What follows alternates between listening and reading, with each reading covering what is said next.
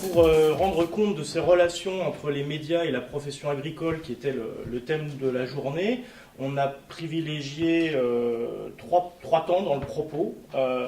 Dans un premier temps, on va essayer avec Pierre de faire l'histoire des représentations des mondes agricoles dans les médias. Ce sera une première partie. Et on va montrer qu'il existe d'importantes disparités selon le type des médias, notamment la distinction entre presse généraliste et presse professionnelle. Donc c'est ce qui fait qu'on va parler ici de deux mondes bien distincts, à notre sens, de l'information. Dans une deuxième partie, on va montrer qu'il existe un lien très fort entre la profession agricole et les médias. Cela tient au fait qu'il y a une place centrale qu'occupe le syndicalisme majoritaire depuis la Libération. Et le syndicalisme majoritaire participe activement à la cogestion du secteur avec l'État. Et ce syndicat promeut dans cette presse l'image de l'unité et il diffuse une image de modernisation du monde paysan. Et puis dans une troisième partie, on va aborder la mise au tribunal de l'agriculture et la fragilisation de ses représentants habituels. Dans les années 1980, le monopole de la FNSEA s'effrite sous l'effet de la montée de nouvelles puissances et de nouvelles forces syndicales, confédération paysanne, coordination rurale, et l'agriculteur est traduit devant le tribunal de l'opinion. Il est rendu responsable de l'ensemble des problèmes publics. Alors l'idée force que l'on développe dans cette communication, c'est que le système de représentation des intérêts agricoles s'est structuré depuis l'après-guerre autour de la centralité de l'agriculteur. Le syndicat des agriculteurs parle au nom de l'ensemble des acteurs de l'agriculture et cette force pour le syndicalisme majoritaire au sein des mondes agricoles est une faiblesse dans les interactions avec le reste de la société. Les journalistes, quand ils parlent d'agriculture, la réduisent aux seuls agriculteurs.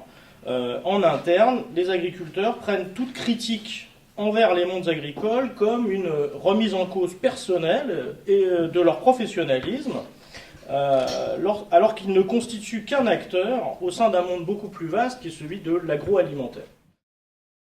Donc alors qu'on pense l'agriculteur et l'agriculture comme un monde unifié, nos travaux révèlent au contraire une pluralité dans les représentations médiatiques qu'on en donne. Nous distinguons deux mondes de l'information agricole, celui des médias généralistes pour le grand public et celui des médias professionnels. Notre thèse derrière cela, c'est que c'est du décalage entre ces deux images que naissent de grandes incompréhensions entre les agriculteurs et le reste de la société. Entre l'image de cette presse professionnelle, de la technique, cette presse de la réussite économique, et celle des médias généralistes qui assignent les agriculteurs au tribunal de l'opinion. Ces deux mondes de la formation rejoignent une opposition de deux types de médias, ce qu'on pourrait appeler les médias des consommateurs et les médias des producteurs. Donc, faisons d'abord un bref rappel historique. Les premiers titres, les premiers journaux agricoles, ceux que nous considérons comme des médias de producteurs, sont anciens. Les débuts de la Troisième République constituent un moment clé de la mise en place de cette presse, de son institutionnalisation, son développement. Les premiers journaux sont portés par des agronomes, mais aussi par des commerçants, par des membres des organisations de représentation de l'agriculture qui se structurent au début de cette Troisième République. De même, lors de l'émergence des premières grandes organisations professionnelles par production, on a aussi le développement de titres, c'est le cas du betteravier français en 1931 pour la Confédération générale des planteurs de betteraves. Par ailleurs, ce qu'on oublie peut-être, c'est qu'à l'époque, les agriculteurs, qui font partie, une grande partie de la population française, sont la cible de mouvements politiques et idéologiques beaucoup plus larges, qui sont en concurrence pour définir l'agriculture et les agriculteurs, mais aussi pour définir la société.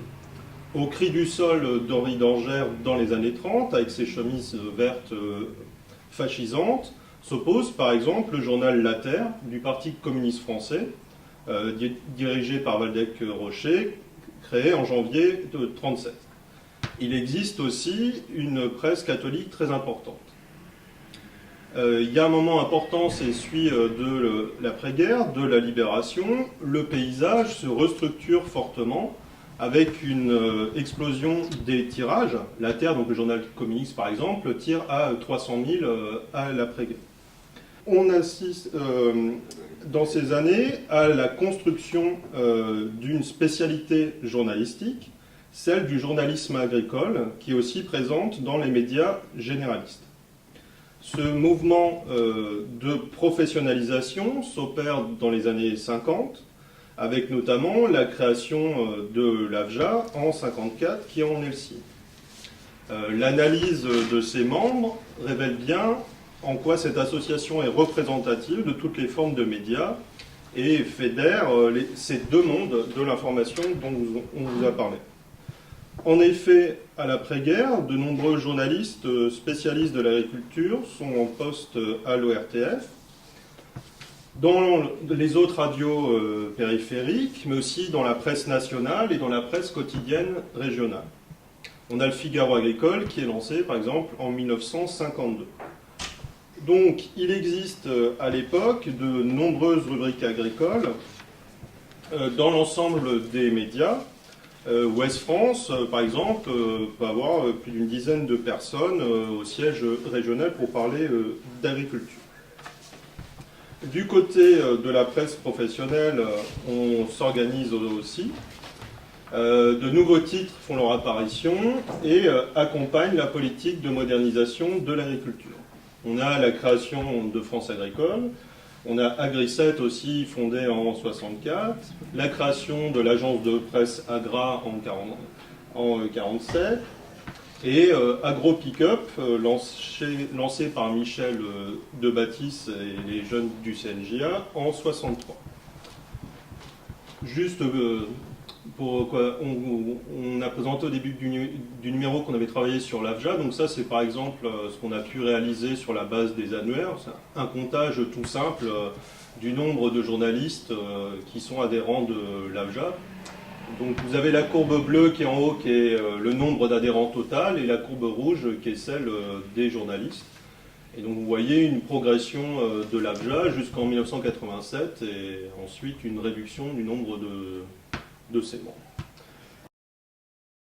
La presse professionnelle agricole est le lieu d'investissement de nombreuses institutions et syndicats des mondes agricoles. On a un panorama syndical de l'après-guerre qui consacre principalement le tandem FNSEA-JA. Dans les années 1960, on a des nouvelles générations, notamment au sein du CNJA, qui vont investir la FNSEA. Et ces nouvelles générations se font les porteuses du projet de modernisation qui est très très fort à l'époque. Ils s'associent et sont soutenus par des hauts fonctionnaires qui sont les véritables élites réformatrices de la Ve République naissante.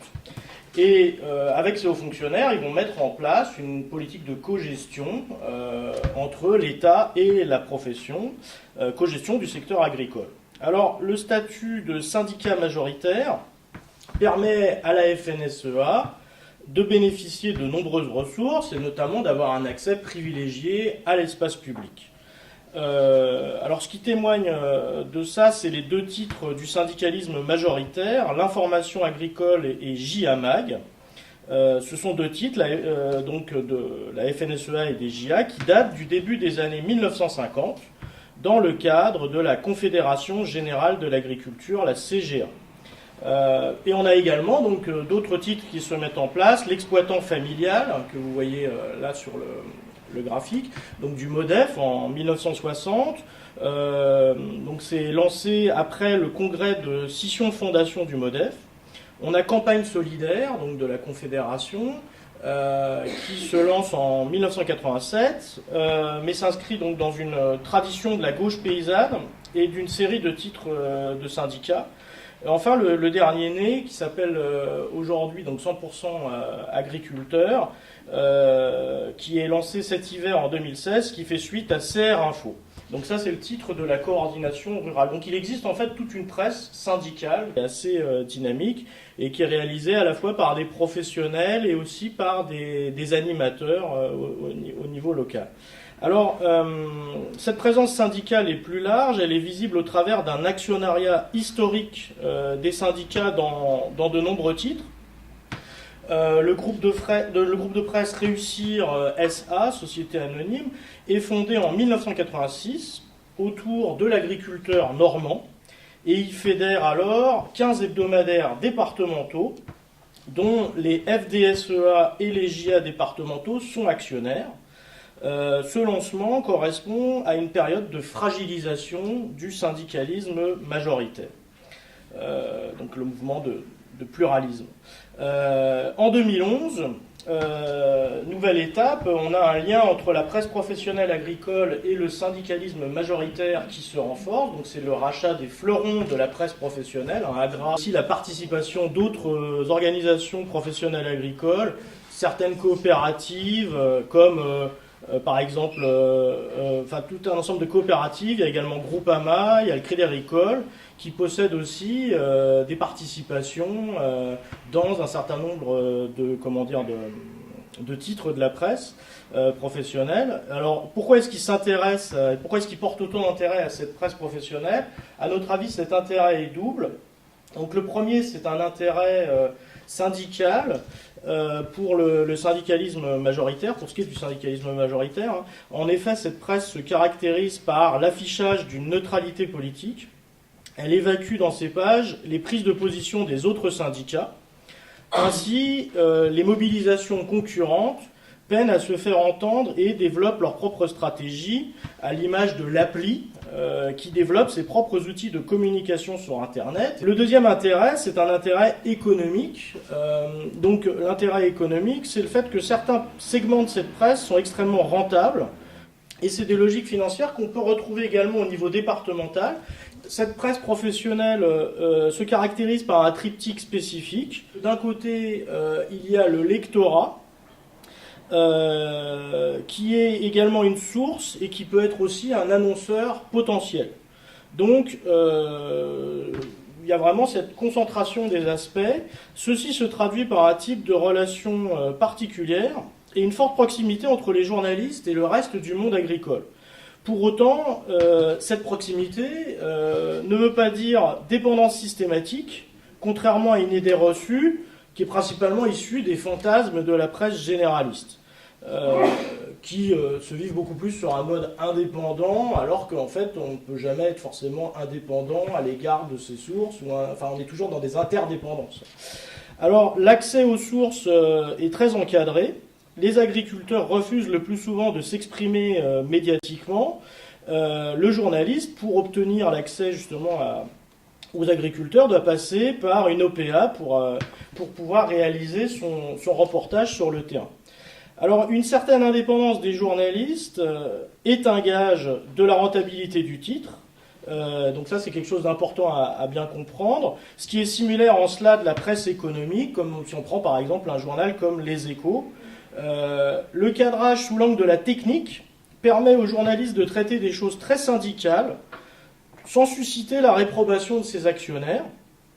Et cette autonomie se retrouve même dans certains titres purement syndicaux, où ce sont des journalistes détenteurs de la carte de presse qui sont chargés de l'information et non des communicants ou des militants. Donc on peut parler d'une autonomie du journalisme qui est pourtant fortement insérée dans les réseaux de la profession. Donc dans cette troisième partie, on propose une analyse qui passe d'une configuration à une autre.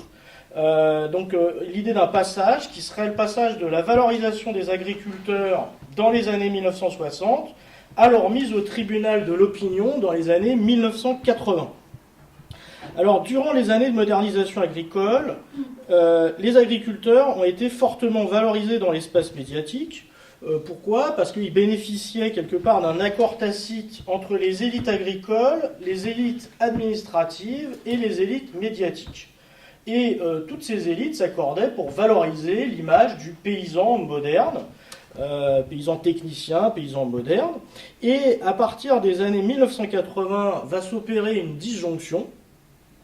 dans cette harmonie, en fait, et l'agriculteur se voit déférer au tribunal de l'opinion pour plusieurs raisons. La première raison, donc, c'est la publicisation des luttes syndicales, aussi bien à gauche qu'à droite de la FNSEA. La deuxième raison, c'est une remise en question de la socialisation des coûts des activités agricoles. La troisième raison, c'est le développement de nouvelles préoccupations environnementales qui sont portées par des journalistes de nouvelles spécialités qui n'existaient pas avant, comme la spécialité environnement par exemple, mais aussi des journalistes de santé, de consommation. En fait, toute spécialité dans la presse généraliste a une histoire, et par exemple l'environnement, c'est une nouvelle rubrique, si vous voulez, qui émerge à cette époque-là.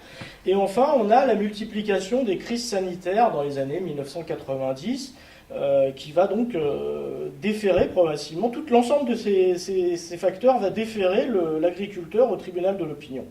Alors, l'unité du monde agricole est une ressource politique et syndicale qui est importante pour la FNSEA. En interne, le syndicat patronal parle au nom de toute la profession, mais vis-à-vis du grand public, c'est ce qu'on nous semble important, cette réussite est quelque part une faiblesse, parce que l'agriculteur devient le responsable souvent unique des enjeux liés aux questions agricoles, qui concernent pourtant l'ensemble des acteurs de la filière, à la fois en amont et en aval. Ainsi, on a l'émergence de nouveaux enjeux sociaux à partir des années 1980, comme les problèmes de pollution, les problèmes de santé sanitaire suite aux crises, la question de l'alimentation, qui mettent l'agriculteur au centre du problème. Les agriculteurs sont en quelque sorte les usual suspects, une situation d'autant plus amplifiée par le recul de la spécialité agricole dans les médias généralistes. On constate une disparition des pages agricoles dans la presse quotidienne régionale. Si vous prenez Ouest France, c'est très intéressant. Dans les années 1960, Ouest France, il y avait à peu près presque une quinzaine de journalistes qui couvraient l'information agricole. Il y avait aussi une importance des activités de pêche. Aujourd'hui, à Ouest France, on a une personne qui couvre l'environnement et l'agriculture. Et ce qui est intéressant, c'est qu'on va vers un mouvement de renaissance où certains journaux et certains médias généralistes se disent qu'ils couvrent tellement plus l'agriculture que ce serait bien d'y revenir. Voilà. Notre propos, c'est de dire qu'il y a une ambivalence en fait de ces médias généralistes qui ne sont pas toujours négatifs à l'égard du secteur pour autant. Il faut bien comprendre qu'ils jouent à la fois comme une ressource et aussi une contrainte, et souvent on met l'accent sur la contrainte, pour les groupes des mondes agricoles qui se mobilisent. Donc vous avez dans ce numéro l'article d'Aïcha Bourad qui porte sur le moment du démontage du McDo de Millau en 1999. Et elle montre une dualité du traitement de l'information sur les mondes agricoles. Ce qui est intéressant, c'est que dans cette période-là, les journalistes des pages économiques continuent de parler de la FNSEA et des JA et du syndicalisme majoritaire. Et donc, dans les pages économiques, on continue de relayer leur prise de position. Et ce sont les journalistes d'une autre rubrique, des pages société, qui, eux, traitent cette action spécifique du démontage du McDo. Ce qui est intéressant, c'est que ces journalistes des pages société ont une plus grande proximité sociale avec les militants de la Conf et José Bové. Et si on parle autant de la Conf, donc là c'est donc le travail de Aïcha Bourad, on a repris son tableau. Vous avez les premières barres, c'est la Conf, et la deuxième barre, c'est FNSEA. Vous avez en fait un pic entre 1999 et 2003, on parle beaucoup de la Conf. Donc on pourrait dire, en fait, on ne parle plus de la FNSEA, on parle que de la Conf. Et la compréhension de ce phénomène, c'est que ce n'est pas dans les mêmes pages. Dans les pages économiques, on continue de parler des acteurs de la FNSEA comme l'acteur du secteur, l'acteur qui parle au nom du secteur. Et c'est dans les pages société qu'on va parler de la Conf, et c'est un moment qui est lié au développement de la question de l'altermondialisme. Donc on est après, en 99, cet été 99, on a Seattle, donc le premier grand mouvement altermondialiste, on a ce démontage-là, et ce sont des journalistes qui couvrent l'altermondialisme qui vont aussi parler de la confédération paysanne. Donc ce qui est intéressant, c'est que cet événement du démontage, il est considéré comme un chapitre du mouvement altermondialiste plus qu'un acte agricole. Et ce qui est amusant, ce qu'elle rappelle, c'est que dans un premier temps, même le syndicalisme majoritaire soutient José Bové lors de son incarcération, car même pour la FNSEA, cet acte-là n'est pas à proprement parler quelque chose lié à la profession. On est dans la solidarité syndicale. Autre cas, on est sur le développement de l'association Phytovictimes, donc créée en 2011. C'est encore dans le numéro, donc c'est l'article du duo Jean-Noël Jouzel et Giovanni Prete. Donc il porte sur l'association Phytovictimes. Ce qui est intéressant là, c'est qu'on a un cas d'une question qui a du mal à émerger au sein de la profession agricole. Donc c'est le cas là des problèmes de santé liés à l'utilisation des produits phyto. Dans cet article, il montre bien le rôle de certains journalistes dans l'émergence de cette cause, mais aussi de la mobilisation même des agriculteurs. On a certains journalistes issus de la presse généraliste et certains documentaristes qui se saisissent de cet enjeu-là au milieu des années 2000 pour en faire une cause à dénoncer. Lors de leurs reportages, des entretiens qu'ils vont faire avec les agriculteurs, on va avoir comme résultat que les agriculteurs vont rompre le silence et s'organiser petit à petit collectivement, ce qui débouche finalement sur la création de l'association Phytovictimes en 2011. Mais le traitement généraliste de cette question-là enferme les agriculteurs dans le statut de victime. Et elle associe ce statut de victime aussi à une remise en cause totale des intrants, à une remise en cause de l'agriculture dite productiviste par ces journalistes et ces documentaristes qui parlent de ces agriculteurs. Or, ce qui est intéressant, c'est un peu ce qu'on dit depuis le départ, qu'il y a deux mondes de l'information, mais il y a aussi deux mondes sociaux. Ce statut de victime est inaudible et ne sert à rien, on va dire, dans le milieu agricole. Il est même évident que ce statut de victime, il est perçu comme un signe évident de manque de professionnalisme. Donc d'une ressource pour l'émergence de la cause, ça devient une contrainte pour rendre audible cette cause dans le secteur agricole. Et dans cet article, il montre comment les agriculteurs, pour que leur cause soit entendue, rejettent progressivement cette étiquette de victime et aussi rejettent l'association au refus de l'agriculture, des intrants ou une remise en question de l'agriculture en général. Donc là, on a un cas bien intéressant de cadrages qui sont bien différents entre, on va dire, le monde agricole et ce que la presse généraliste en dit. Pour finir sur un troisième cas, celui des algues vertes en Bretagne, on a encore un cas où le traitement de la presse généraliste n'est pas qu'hostile aux agriculteurs. On peut prendre par exemple la presse quotidienne régionale. Ce qu'elle montre dans son article, c'est l'ambivalence de la PQR, car on a dans le cas breton une valorisation de l'agriculteur en tant qu'acteur économique qui fait vivre son territoire. Donc la PQR donne une place à l'agriculture et aux agriculteurs qui est valorisée.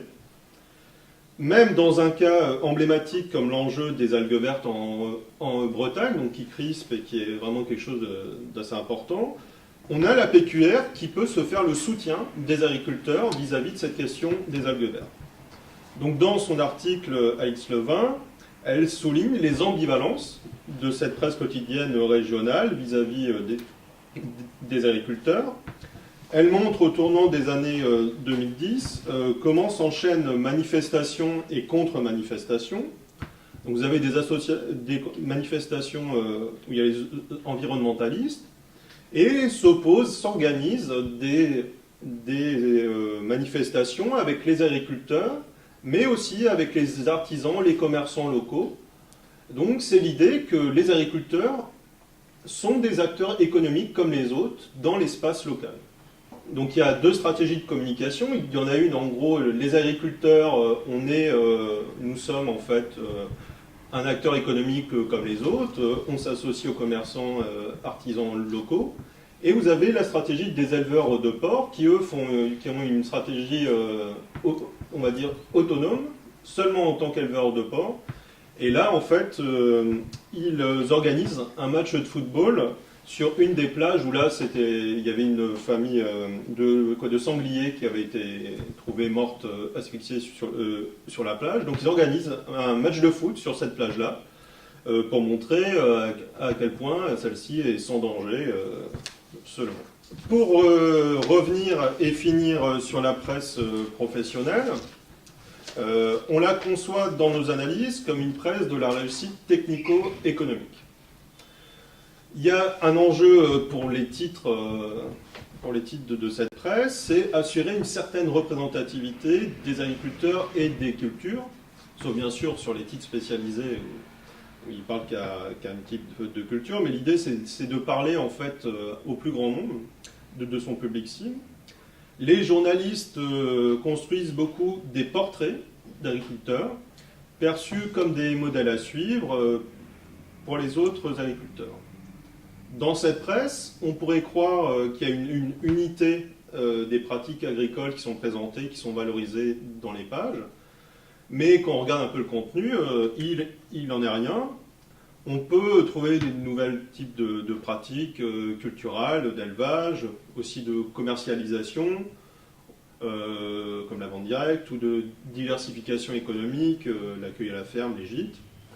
Mais dans cette presse, c'est toujours sous l'angle économique qu'on traite ces questions-là.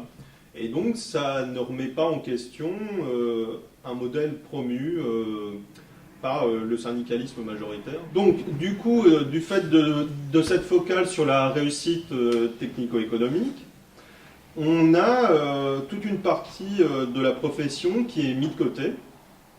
Donc, certains agriculteurs se voient écartés, se voient invisibilisés.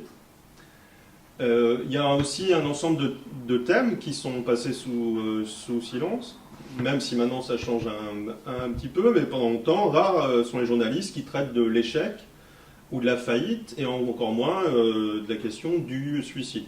Pourquoi? C'est que c'est un milieu où l'économie, la réussite économique, c'est le reflet aussi de la valeur technique de l'agriculteur. Et on se focalise sur l'agriculteur, c'est une presse qui parle beaucoup aux agriculteurs. Ce qui est intéressant, c'est que dans cette presse professionnelle, certains groupes se mobilisent pour tenter d'infléchir ces représentations. C'est le cas, par exemple, dans le numéro des agricultrices, donc dans un travail de Clémentine Commère, où elle montre comment, donc on est en fait, avec le journal Terra, on est en Bretagne, elle montre comment, au tournant des années 2000, vous avez des animatrices chambres avec des élus syndicales femmes et avec des agricultrices qui font des réunions pour forcer, pour apprendre à utiliser les médias, pour intervenir de plus en plus dans les médias, pour qu'il y ait plus de femmes dans cette presse professionnelle. Pour conclure assez brièvement, en fait, ce que montrent ces travaux, c'est que il y a une grande hétérogénéité des médias qui traitent de la question agricole. Il me semble qu'il faut bien garder présent à l'esprit, et on ne doute pas que des personnes qui sont intéressées comme vous par la communication y pensent très souvent, qu'on s'adresse bien à des publics très différents et que les logiques de traitement, l'intérêt pour ce qui est technique ou ce qui n'est pas technique, en fait, n'a pas grand-chose à voir selon les types de journaux ou de types de médias que l'on considère. Et un dernier point important à souligner, me semble-t-il, c'est le fait que la communication au sein du monde agricole, elle ne semble pas forcément avoir réussi à bien s'unifier, à la différence d'autres secteurs. On peut penser à l'artisanat, par exemple, qui est un secteur où plein de petites entreprises sont très éclatées, mais qui a des logiques à travers des fédérations qui ont pas mal d'argent pour communiquer, qui peuvent être des aspects plus structurants et qui regroupent les chambres de l'artisanat. Et dans le monde agricole, je pense que c'est encore un enjeu important. Ça a été un enjeu autour de la création de l'AFICAR, mais son échec en 2006 a traduit, donc l'échec de l'AFICAR a traduit le fait que c'était difficile de penser de manière unifiée la figure de l'agriculteur par-delà, on va dire, des spécificités de filière ou de production en particulier. Et donc c'est difficile de défendre la figure de l'agriculteur qui est si souvent attaquée en mobilisant des budgets conséquents pour construire vraiment une communication sectorielle. Voilà.